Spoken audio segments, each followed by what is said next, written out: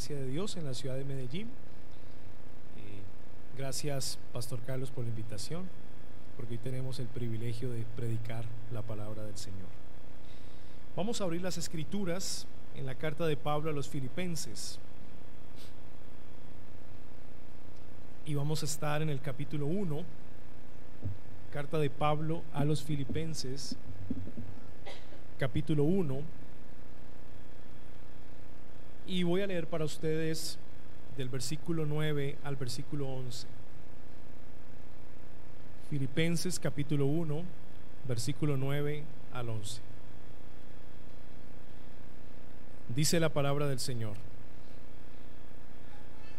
y esto pido en oración, que vuestro amor abunde aún más y más en ciencia y en todo conocimiento, para que aprobéis lo mejor, a fin de que seáis sinceros e irreprensibles para el día de Cristo, llenos de frutos de justicia que son por medio de Jesucristo, para gloria y alabanza de Dios. Amén. El título que le he puesto al sermón de esta mañana es Cualidades de un cristiano maduro. Cualidades de un cristiano maduro, o cualidades de un cristiano que ha alcanzado madurez espiritual. Ese es el título de nuestro sermón. Y la carta a los Filipenses, para empezar, debemos comprenderla como aquella que se escribe en prisión. Pablo está experimentando el primer encarcelamiento en Roma por allá cerca del año 60 y escribe esta carta a la iglesia de Filipos. Ahora, lo paradójico del contenido de la carta es que Pablo, quien está preso en Roma, pareciera muchas veces más gozoso de aquellos que están libres en Filipos.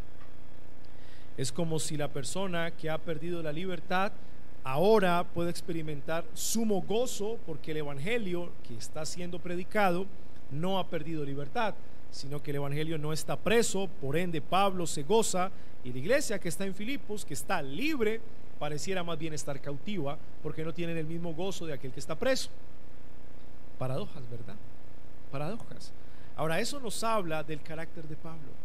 Realmente experimentar sumo gozo en medio de la aflicción no es fácil, y lo experimenta aquella persona que ha alcanzado madurez espiritual. Solo aquellos que han crecido espiritualmente pueden experimentar ese gozo aún estando en prisión y aún estando experimentando diversas aflicciones. Por eso la carta a los Filipenses es conocida como la carta del gozo. Miren el versículo 4 del capítulo 1. Pablo dice: siempre en todas mis oraciones rogando con gozo por todos vosotros. Miren el versículo 18: que pues, que no obstante, de todas maneras, o por pretexto o por verdad, Cristo es anunciado, y en esto me gozo y me gozaré aún. Ahora miren el versículo 25: y confiado en esto, sé que quedaré, que aún permaneceré con todos vosotros para vuestro provecho y gozo de la fe. Capítulo 2, versículo 2: completad mi gozo, sintiendo lo mismo, teniendo el mismo amor, unánime, sintiendo una misma cosa. Capítulo 2, versículo 17: y aunque sea derramado en libación sobre el sacrificio y servicio de vuestra fe, me gozo y regocijo con todos vosotros.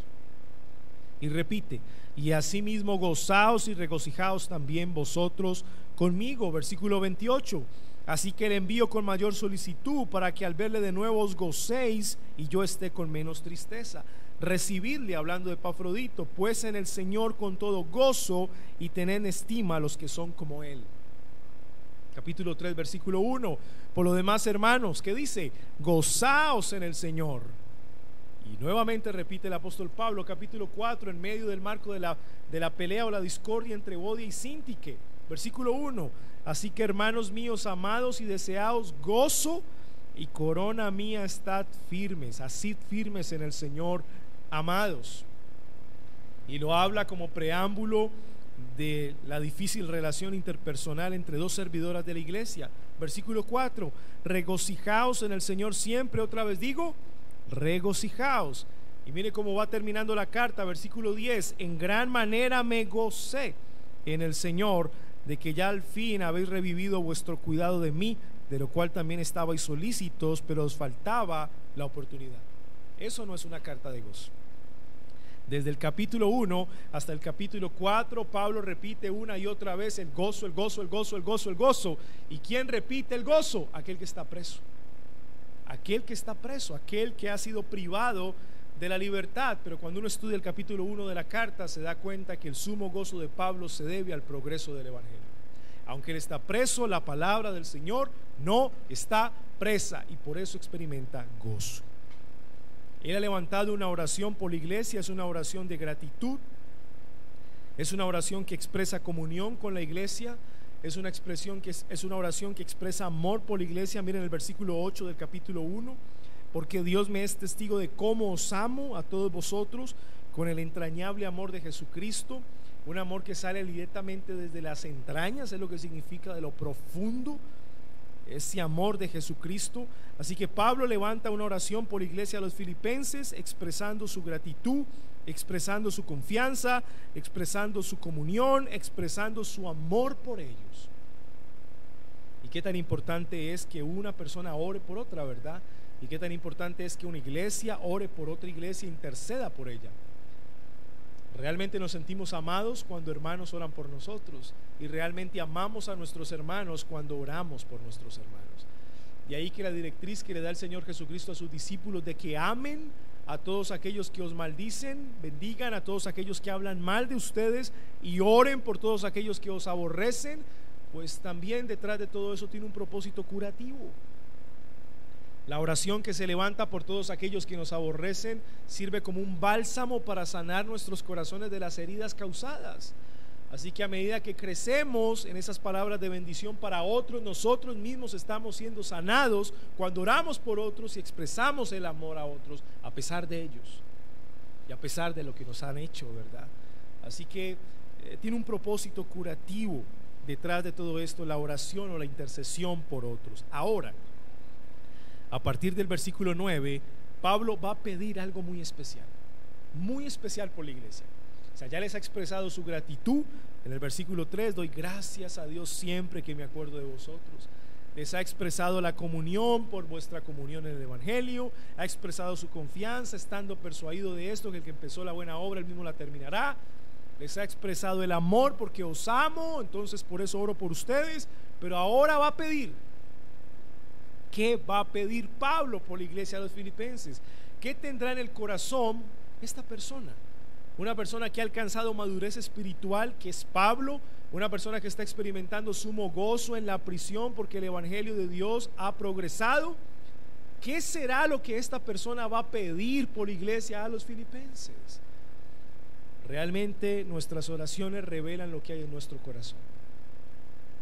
Usted quiere saber lo que hay en el corazón de una persona, de un creyente, escuche el contenido de sus oraciones. Analice el contenido de sus oraciones. Nuestras oraciones revelan lo que hay en nuestro propio corazón. Así que vamos ahora a conocer la oración de una persona que ha alcanzado madurez espiritual.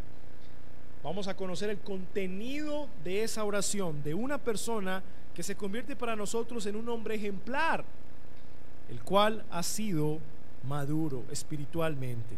Miren el versículo 9: y esto pido en oración, que vuestro amor abunde aún más y más. Lo primero que pide Pablo por la iglesia de Filipos es por amor.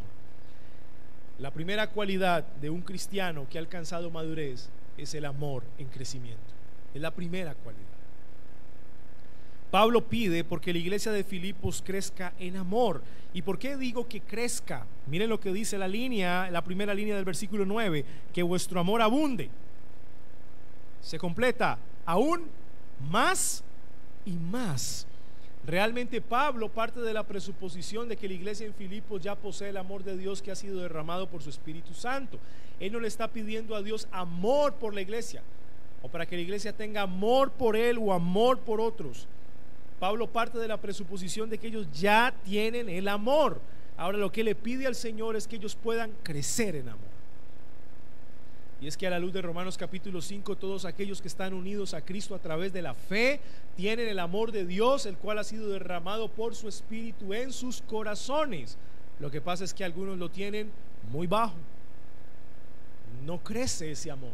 Y Pablo está preocupado que la iglesia de Filipos se estanque en el amor que Dios ya les ha dado. Ahora la primera petición es esa: que vuestro amor abunde aún más y más, que ellos aprendan a crecer en amor.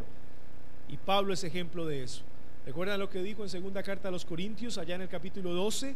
Aunque amándoos más, sea amado menos.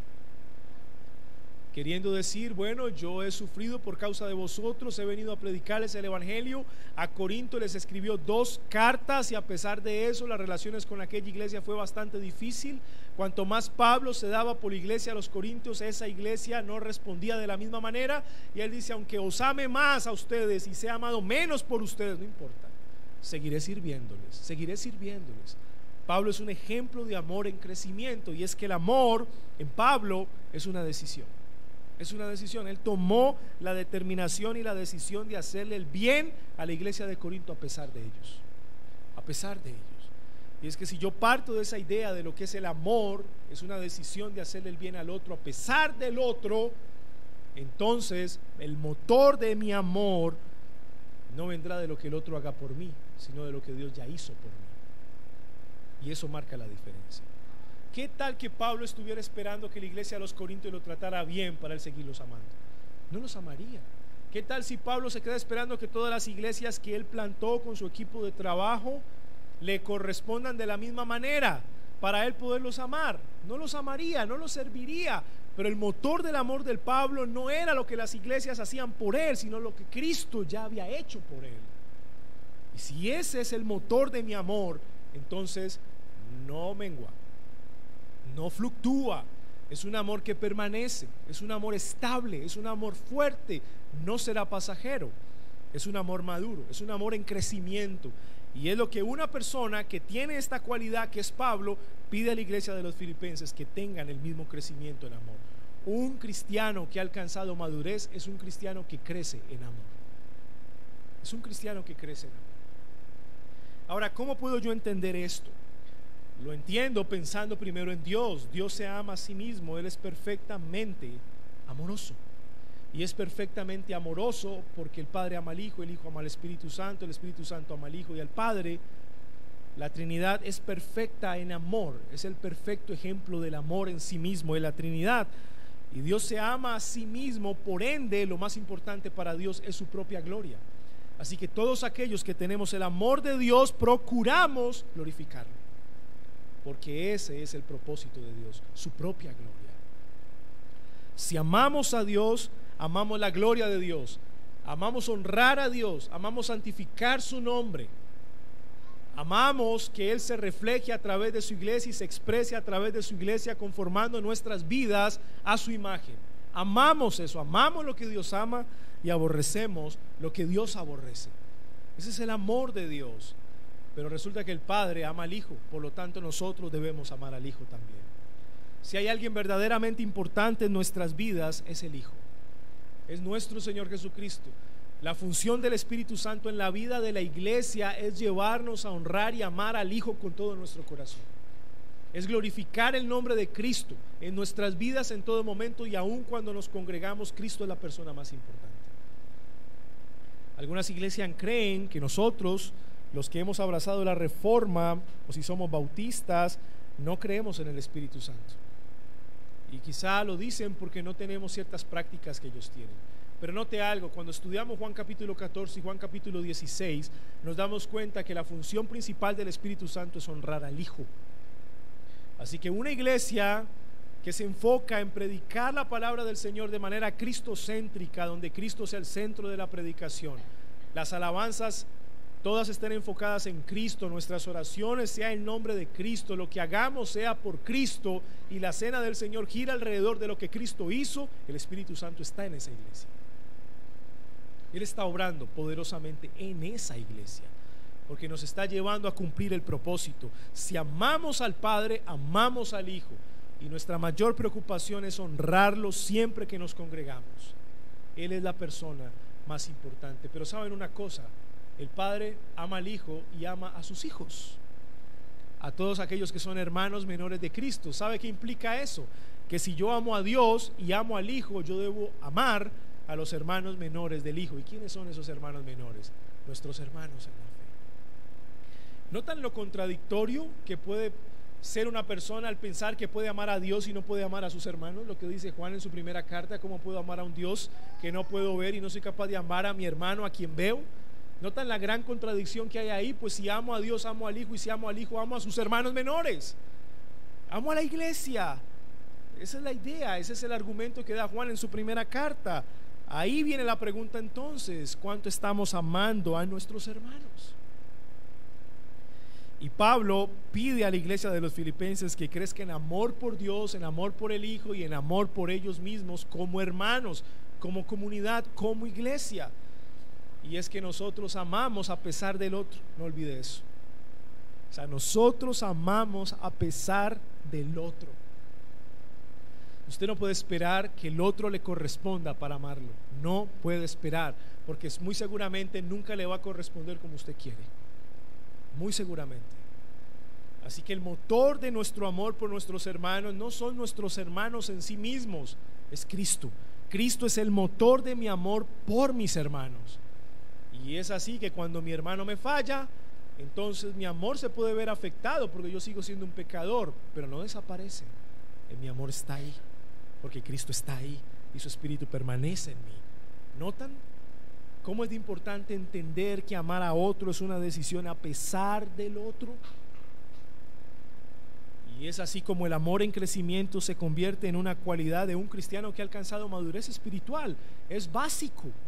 Y realmente es el amor el que nos mueve a perdonar a otros, a todos aquellos que nos han ofendido, y que nos mueve también a pedirle perdón a todos aquellos que hemos ofendido.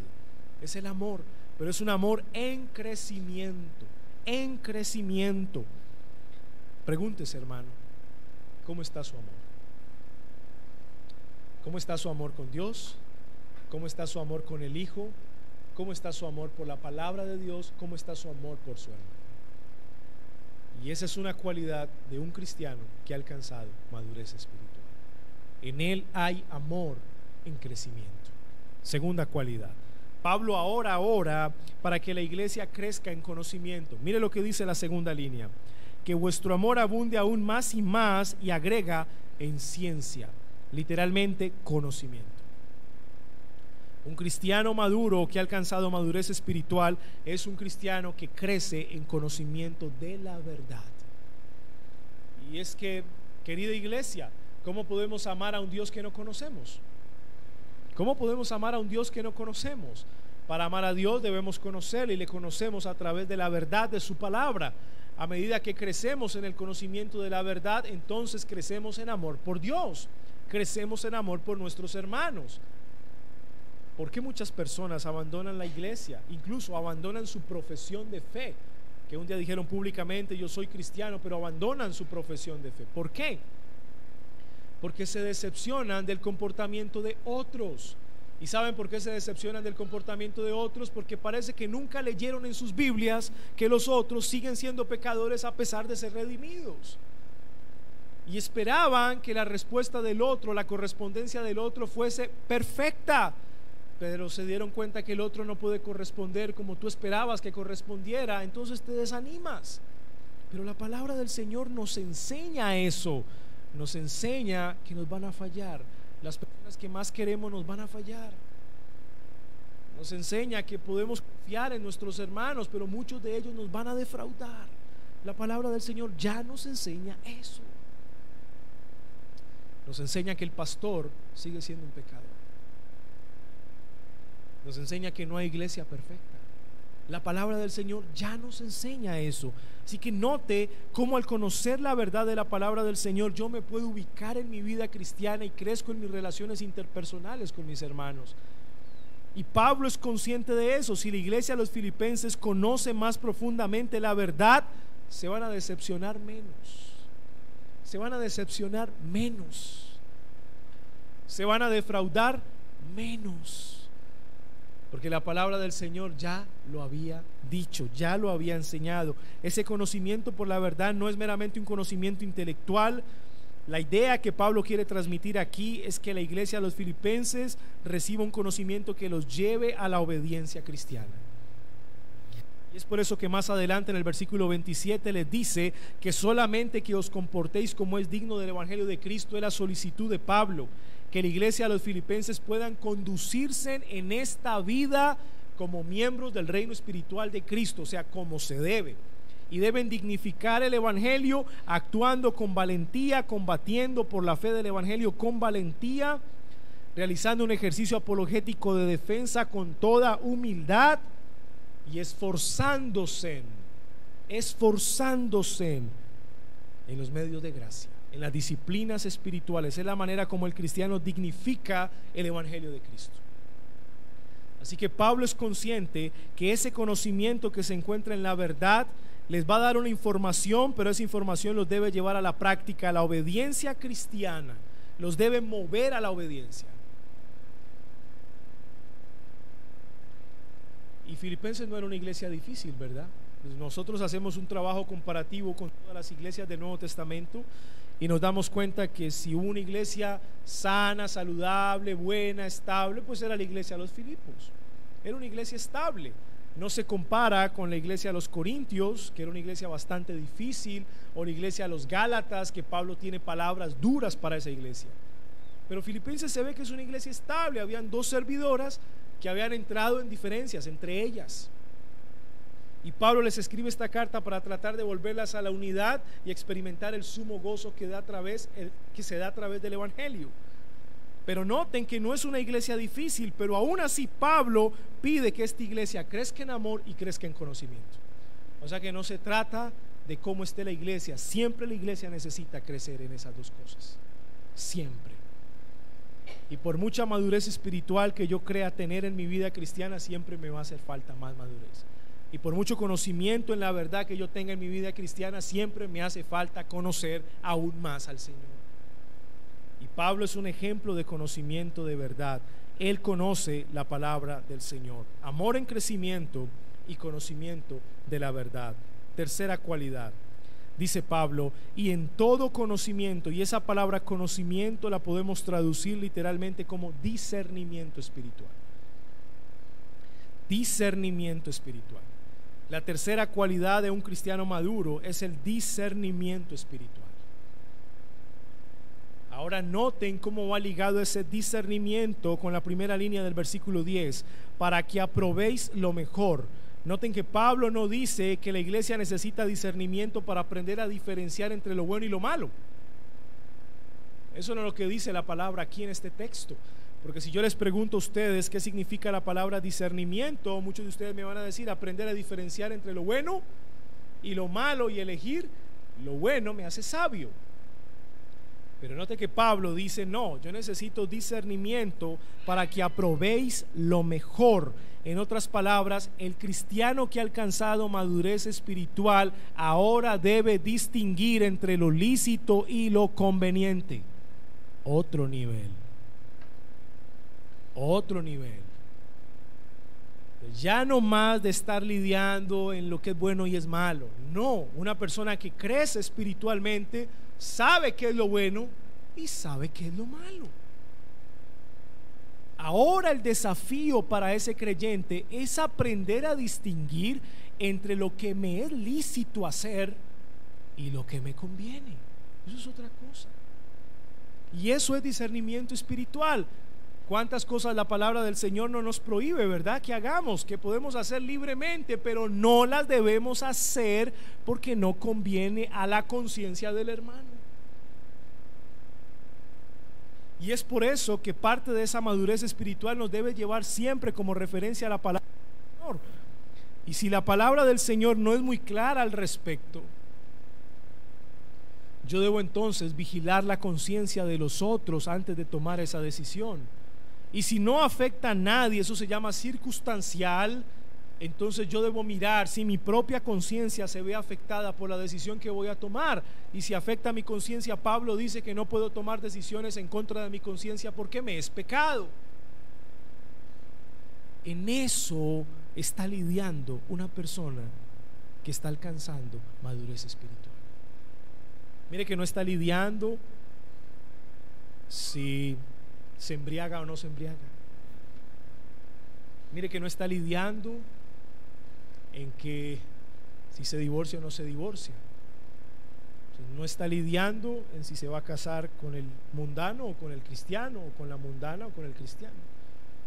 No está lidiando con esas cosas.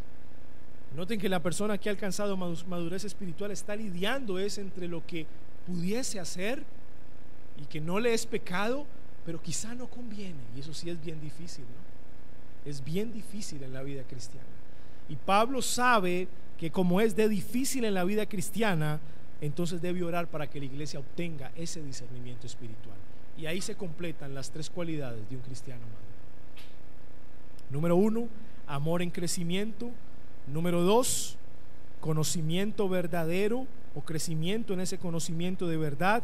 Y número 3, discernimiento espiritual. Y la pregunta que les hago en esta mañana es: ¿lo tienen? ¿Lo tienen? ¿Tienen esas tres cualidades que Pablo desde luego tenía? A mí me asombra Pablo en sus diferentes viajes misioneros. ¿Recuerdan a Pablo? En un momento hizo circuncidar a Timoteo porque él sabía que si iba a predicar primero a las sinagogas, pues ellos iban a recibirle su cátedra, su enseñanza, si Timoteo era circuncidado. ¿Saben por qué? Porque muy seguramente la primera pregunta que le iban a hacer Pablo era: ¿y quién es este que te ha acompañado en este viaje? ¿Quién es él? Y a Pablo le tocaba presentar a Timoteo. Y si eran judíos, de esos judíos radicales, la siguiente pregunta que le iban a hacer a Pablo era: ¿y este es circuncidado?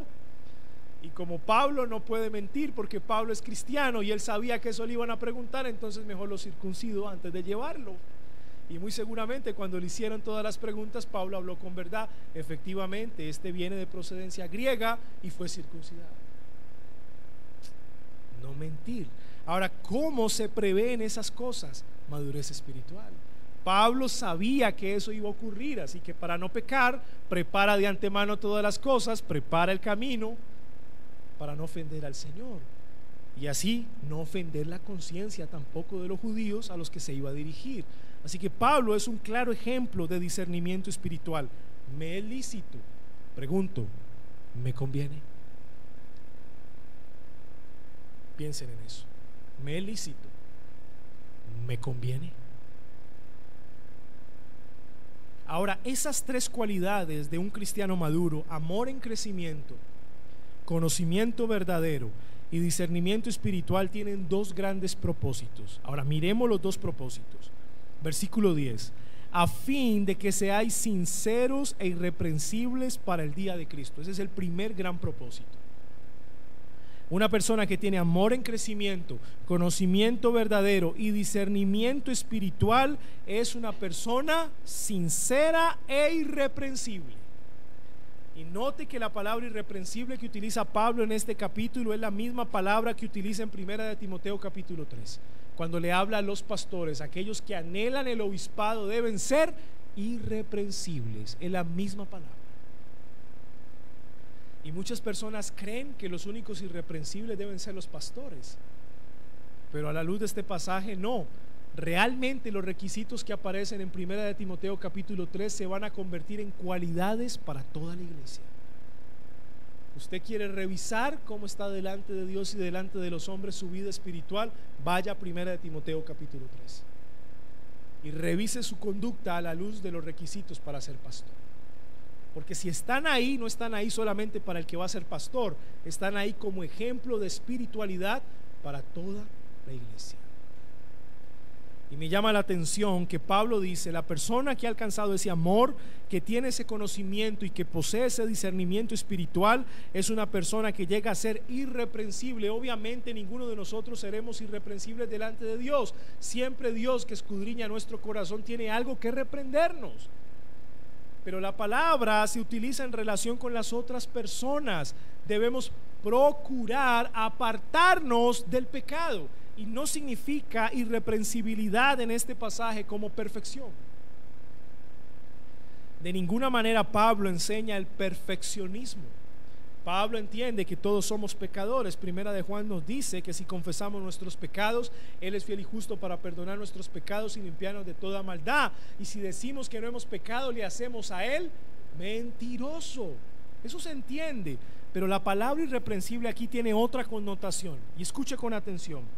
Es aquella persona, aquel cristiano que luego de pecar reconoce su pecado, se arrepiente, se aparta del pecado y pide ayuda. Porque la manera para ser irreprensible delante de los hombres es cuando empezamos reconociendo nuestros pecados. Cuando empezamos reconociendo que somos pecadores y que somos débiles. Ahí empieza nuestra irreprensibilidad. Pero si de entrada nos creemos muy fuertes, nos creemos muy santos, nos creemos muy perfectos, ya rompimos la irreprensibilidad. Porque ya muchos tendrán que reprendernos, ¿verdad? ¿Y por qué van a empezar a reprendernos? Por orgullosos. Así que la irreprensibilidad empieza con el reconocimiento de nuestro pecado. Cuando un cristiano reconoce su pecado, cuando un cristiano se aparta de su pecado, cuando un cristiano entiende la importancia de caminar en comunidad, que necesita la ayuda de otros, es un cristiano que se vuelve irreprensible ante los ojos de la iglesia. En otras palabras, pues ha desnudado su corazón delante de los hermanos. Son cartas leídas. No tienen una doble vida, no tienen una doble moral, son personas íntegras. Esa es una persona irreprensible, una persona íntegra, que tal cual como es en público es en su casa, tal cual como es aquí en la iglesia, es en el trabajo, es en el estudio, es donde esté. Allá apunta Pablo con la palabra irreprensibilidad. No tengo una doble vida, no tengo una doble moral, no tengo una doble conducta. Comportaos como es digno del evangelio de Cristo, dice Pablo otra vez. Eso es una persona irreprensible. Ahora va ligado esto a la sinceridad, y esa palabra sinceridad también se puede traducir como pureza. Pureza. Realmente una persona que tiene amor en crecimiento, conocimiento verdadero y discernimiento espiritual es una persona pura y es una persona íntegra. Eso es pura y es íntegra, porque ama a pesar del otro, porque crece en el conocimiento del Señor y porque aprende a tomar decisiones entre lo lícito y lo conveniente. Así que es puro y es íntegro. Y nuevamente viene el principio que vemos en Hechos capítulo 6. Recuerdan que los judíos de habla hebrea habían descuidado a las viudas de habla griega en la iglesia naciente de Jerusalén. Entonces no les estaban dando la porción, el recurso económico que necesitaban en su situación de viudez. Y ellas hacen un reclamo. Y lo que hacen los apóstoles, de entre los 12 apóstoles estaba Matías, quien fue escogido por suertes capítulos anteriores. Ellos eligen a 7 varones, proponen a 7 varones de buen testimonio, llenos del Espíritu Santo y de toda sabiduría. Y esos 7 varones tenían nombres griegos porque iban a servir a las viudas griegas, de habla griega. Entre ellos estaba Esteban, por ejemplo. 3 cualidades para servir a las viudas, para servir a las mesas. Necesitaban tener buen testimonio, necesitaban ser llenos del Espíritu y necesitaban tener sabiduría. ¿Para qué, pastor? Para predicar, para ser pastores, para servir a las mesas y para servir a las viudas. Tenían que tener buen testimonio, ser llenos del Espíritu Santo y toda sabiduría. ¿Y cuál es el principio que subyace de esa elección? Antes de hacer, tenemos que ser. Ese es el principio. La importancia en la vida cristiana está en el carácter del cristiano. El carácter. Primero es el carácter, primero es su vida espiritual y luego pone en práctica o en aplicación sus dones y habilidades. No es al revés. No es al revés. Y Pablo en este capítulo está pensando exactamente en lo mismo. Mi mayor preocupación es que la iglesia de los filipenses crezca en el carácter que se va formando a la imagen de Cristo. Esa es su preocupación. Yo quiero una iglesia que se parezca más a Cristo. Entonces, cuanto más parecida a Cristo esté, los dones, las habilidades que el Señor les ha dado, los pondrán al servicio de la iglesia para el provecho de la iglesia y no para la discordia de la iglesia, como pasaba en Corinto. Tenían muchos dones, pero no tenían carácter. Y el gran daño que se le hace a una persona para que sirva al Señor simplemente porque tiene un don, pero no tiene el carácter, es un daño que se le hace a la persona y es un daño que le hace la persona a la iglesia. Y Pablo sabe que si usted crece en amor, crece en conocimiento y tiene discernimiento espiritual, usted será puro y usted será íntegro, será una persona de carácter. ¿Hasta cuándo? Miren la última línea: para el día de Jesucristo. Pablo desde luego está pensando en un buen final, y esto me llama a mí la atención. Un cristiano que ha alcanzado madurez espiritual tendrá un buen final. Y ese buen final no se refiere que tendrá una buena muerte. No sabemos cómo vaya a morir esa persona. Pero lo que queremos decir con buen final es que esa persona tendrá un final íntegro delante del Señor y delante de la iglesia. No una persona descalificada por causa de sus pecados, no que el nombre de Cristo sea vituperado por causa de los pecados de esa persona, sino que tendrá un buen final. El Señor preservará y guardará su vida espiritual hasta el día de su muerte, y en eso está pensando Pablo. Si yo no me preocupo por la madurez espiritual, no me estoy preocupando por el final. Yo como cristiano me tengo que preocupar por tener un buen final. Que si estoy casado, el Señor me permita conservar mi hogar en fidelidad hasta el final. Que si el Señor me ha dado un buen testimonio en mi vida cristiana, que lo conserve hasta el final y que sea un ejemplo para la siguiente generación, la generación de mis hijos. Y que el día que venga y me sorprenda la muerte o el mismo Cristo en su segunda venida, bueno, toda mi vida cristiana haya sido una vida ejemplar y Él me permita tener ese final. Notan que Pablo se preocupa por eso. Y aquí no estamos hablando del buen nombre, no me preocupo de mi buen nombre, ¿qué dirán? No, realmente lo que se ve afectado cuando un cristiano no tiene una buena vida cristiana es el nombre de Cristo. No es el nombre ni siquiera del cristiano, porque si él peca y es descalificado, muy pronto se olvidarán de él. Pero lo que quedará en la mente de las personas es que el nombre de Cristo fue vituperado y fue ofendido por el pecado de esa persona. Y lo que harán los incrédulos es vituperar a Cristo por causa de esa persona. Así que cuando Pablo piensa en la pureza y en la integridad como fruto de estas tres cualidades, al tener un buen final, está pensando en la gloria de Dios. A él lo que le interesa es que el nombre de Cristo sea santificado con su vida. Y si Pablo falla, entonces Cristo será deshonrado entre los pueblos. Eso es lo que él tiene en mente. Así que pureza e integridad me seguirán hasta el mismo día de Cristo cuando Él regrese, o hasta el mismo día de mi muerte. Querida iglesia, ¿cómo te ves tú? ¿Cuál es tu anhelo? ¿Cuál es tu pasión en tu corazón? ¿Qué es lo que más deseas hoy que pase en tu vida espiritual?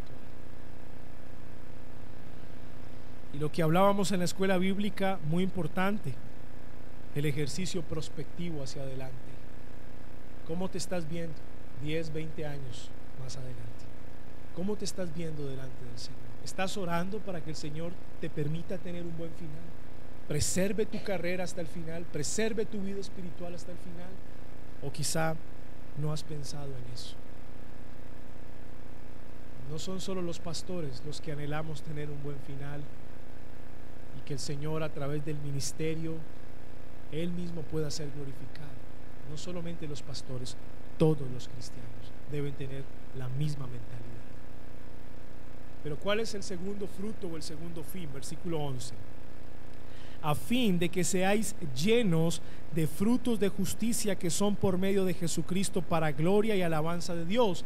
Pablo entiende que el segundo gran propósito de tener un amor creciente, un conocimiento en la verdad y un discernimiento espiritual es que nuestra vida cristiana será adornada de frutos de justicia. Realmente quienes más reflejan el fruto del Espíritu Santo son aquellos que crecen en madurez espiritual.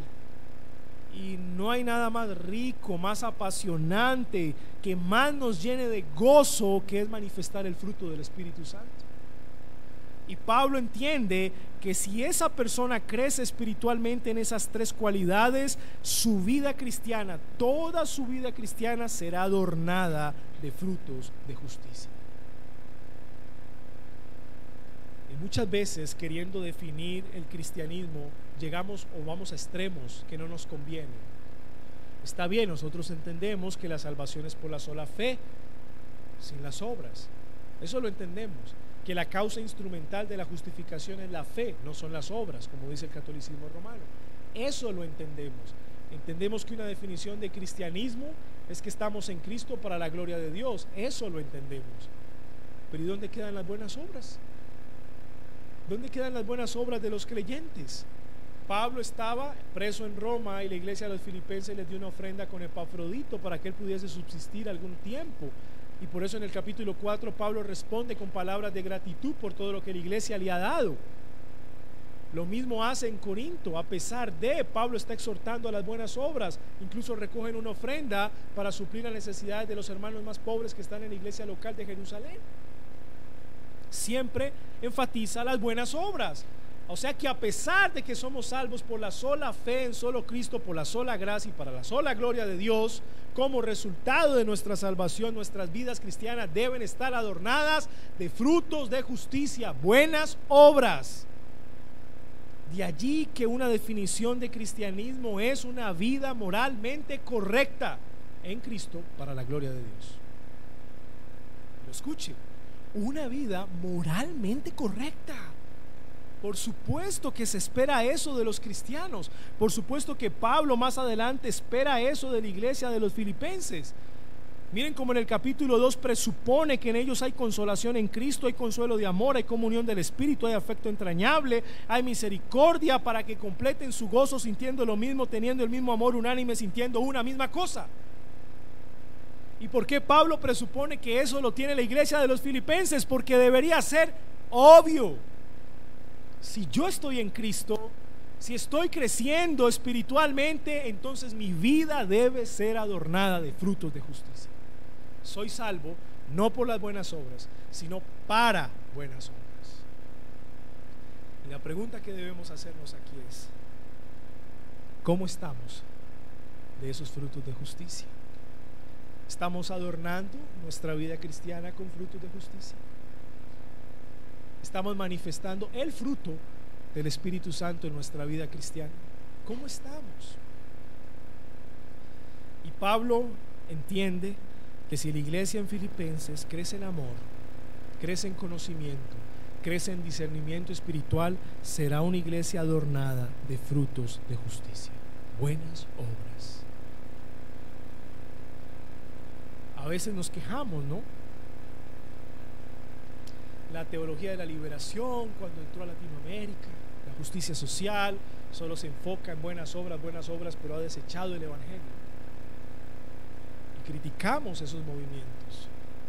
Sí, pero la pregunta es: ¿y qué estamos haciendo nosotros? Que entendemos la verdad, que entendemos la doctrina correcta, cómo nos estamos comportando ante nuestros hermanos y delante del mundo. ¿Y saben cuál es el propósito de estos dos fines? Mire cómo termina Pablo en el versículo 11: para gloria y alabanza de Dios. Y esa palabra encierra la bendita y santa Trinidad. Para Pablo era muy importante la Trinidad. Pablo tenía en mente que toda su vida cristiana honraba al Padre, honraba al Hijo y honraba al Espíritu Santo. Que toda su vida cristiana es adoración a Dios, Padre, Hijo y Espíritu Santo. Y es muy interesante porque muchas personas, cuando van a Juan capítulo 4 versículo 24, dice que el Señor está buscando adoradores que le adoren en espíritu y en verdad. Como dice la última línea, tales adoradores Él busca que le adoren, ¿verdad? Y muchas personas reducen ese pasaje a un momento de la vida. Pero lo que Pablo está queriendo decir aquí con las últimas palabras es que toda la vida cristiana es un acto de adoración. Toda la vida cristiana. Toda la vida cristiana es un acto de adoración. Si estamos reunidos en un culto el domingo, adoramos al Señor. Cuando oramos, cuando cantamos, cuando predicamos la palabra, cuando participamos de la comunión, adoramos al Señor. Cuando nos conocemos, nos amamos, nos perdonamos, nos pedimos perdón, adoramos al Señor. Si estamos en un culto de oración, adoramos al Señor. Si estamos en el trabajo, tú adoras al Señor con lo que haces en tu trabajo. Si estás en el colegio, si estás en la universidad, adoras al Señor en tus estudios, en tu academia, ahí adoras al Señor. Si eres ama de casa, adoras al Señor en tu casa. O sea, la vida cristiana es un acto de adoración, y Pablo lo sabe muy bien, perfectamente. Y es por eso que si crezco espiritualmente, entonces esa adoración va a ser mucho más palpable en mi vida, en cualquier lugar donde yo me encuentre. Soy un adorador. ¿Y sabe por qué soy un adorador en espíritu? Porque el Espíritu de Dios habita en mí. ¿Sabe por qué usted es un adorador en verdad? Porque conoce la verdad, porque entiende la verdad. Queridos hermanos, ¿cómo está nuestra adoración delante del Señor? Entiende la pregunta, ¿verdad? No le estoy preguntando cómo canta, esa no es la pregunta. Entiende la pregunta. ¿Cómo está su adoración delante del Señor? No le estoy preguntando cómo canta y si canta en la casa o no. No le estoy preguntando eso. ¿Cómo está su adoración delante del Señor? ¿Cómo está su vida cristiana? En el lugar donde usted se encuentre, con las personas que usted se encuentre.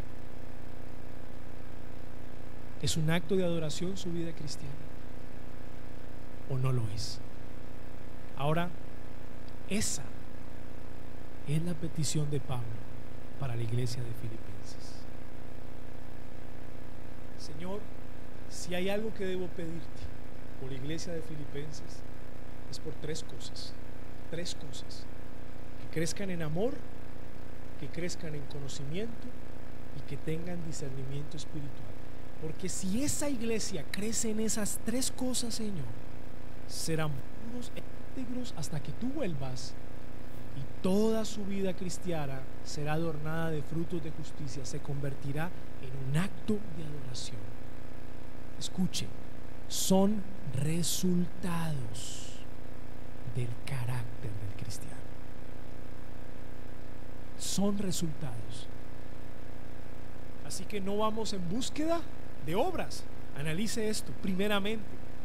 No vamos en búsqueda de integridad, no, lo que vamos en búsqueda es de crecer en amor, simplemente, de crecer en conocimiento y discernimiento, y lo otro vendrá como resultado de eso. Esa es la metodología, ese es el camino, queridos hermanos.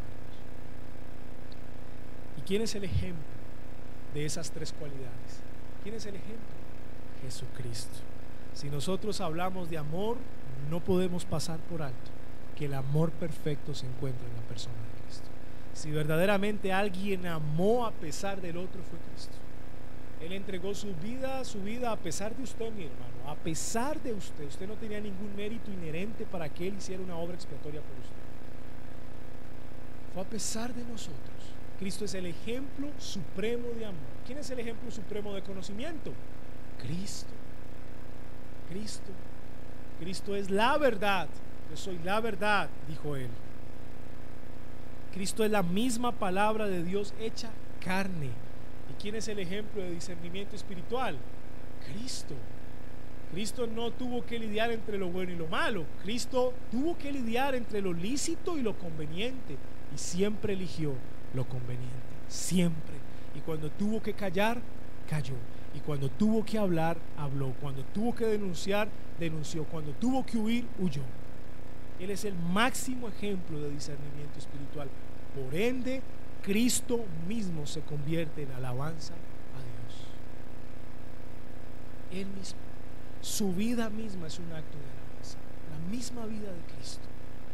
Así que Él es ejemplo en amor, Él es ejemplo en conocimiento, y Él es ejemplo en discernimiento. Sigamos el ejemplo de Cristo.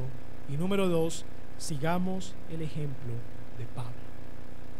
Creo que es un ejemplo más cercano del ejemplo de Pablo.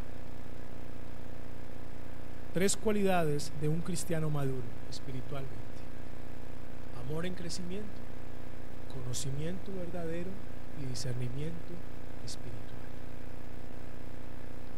Si aquí hay alguna persona que ha venido por primera vez querido amigo, tengo algo que decirte. Lo primero que te tengo que decir es que tú no posees ninguna de esas tres cualidades. No las posees. Porque la única manera de tener amor en crecimiento es tener amor. Y para tener el verdadero amor tienes que tener al Espíritu de Dios. Pero si tú no tienes al Espíritu de Cristo, no puedes tener verdadero amor. Así que esa primera cualidad no la tienes. El verdadero conocimiento lo encuentras es en la palabra del Señor. Si no tienes la palabra del Señor morando en tu vida ni saturando tu mente, esa segunda cualidad tampoco la tienes. ¿Y sabes en qué estás batallando en este momento, querido amigo? Entre lo bueno y lo malo. Y siempre vas a elegir lo malo. Siempre.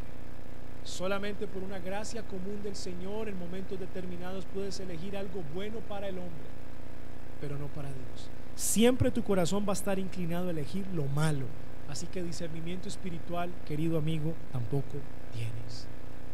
Y si no tienes amor, no tienes conocimiento y no tienes discernimiento, en el día del juicio final serás juzgado y serás condenado eternamente. Lo que yo te puedo decir hoy es: ven a Cristo. Ven a Cristo. Cristo es el ejemplo perfecto de amor, es el ejemplo perfecto de conocimiento, es el ejemplo perfecto de discernimiento. Ven a Cristo, querido amigo. Reconoce tus pecados, confiesa tus pecados, ven en arrepentimiento y fe y apártate del mal.